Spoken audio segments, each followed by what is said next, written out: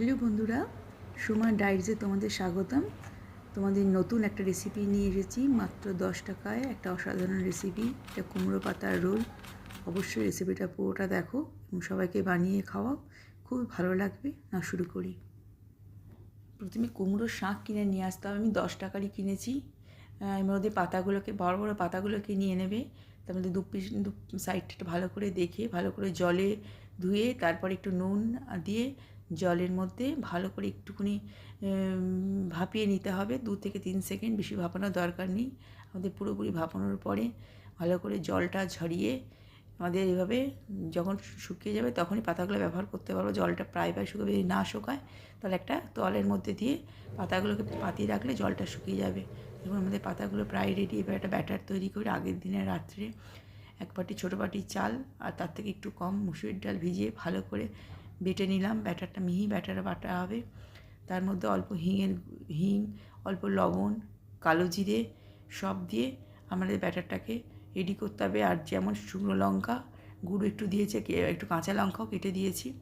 এভাবে ব্যাটারটা আমাদের রেডি করে ভেতরে যে রোলের মধ্যে যে আমাদের পুরটা দেব, রোলটা তৈরি করার জন্য সেই পুরটা আমাদের রেডি করতে হবে। এবার রোলের ভেতরের পুরটা রেডি করতে হবে। ব্যাটারটা রেডি হয়ে এবার পুরটা রেডি করতে হবে। ভেতরের জন্য 3 থেকে 4টে আলু একটু লবণ দিয়ে ভাপিয়ে নিয়েছিলাম। এবার হাতে ম্যাশ করে তেলের মধ্যে ম্যাশ করে নিতে হবে। তেলের মধ্যে আমি গোটা জিরে, শুকনো লঙ্কা, টমেটো, আদা বাটা সব ফোড়ন দিয়ে ভালো করে নাড়াচাড়া করার পর একটু ধনে, একটু জিরে গুঁড়োর পর অল্প যদি লবণ লাগে স্বাদ মতো দিতে পারেন, কিন্তু আমার এখানে লাগেনি। ভালো করে ম্যাশ করা আলুটা দেওয়ার পর আমি এখানে কাসুরি মেথি স্বাদ নেব বলে আর কিছু দিইনি। কাসুরি মেথিটাকে রোস্ট করেও বেঁধে দিতে পারেন, আরও সুন্দর লাগবে। এবারে আমাদের পুরটা আমার রেডি। এরপর একটু শুকনো লঙ্কার গুঁড়ো আর কাসুরি মেথিটা দিয়ে আমি নামিয়ে রেখে এবার রোলটা তৈরি করব। আমাদের এই সময় দেখতে হবে যে পাতাগুলো থেকে জলটা, যদি না হয় পাতাগুলো থেকে জলটা একটু মুছে নেবেন।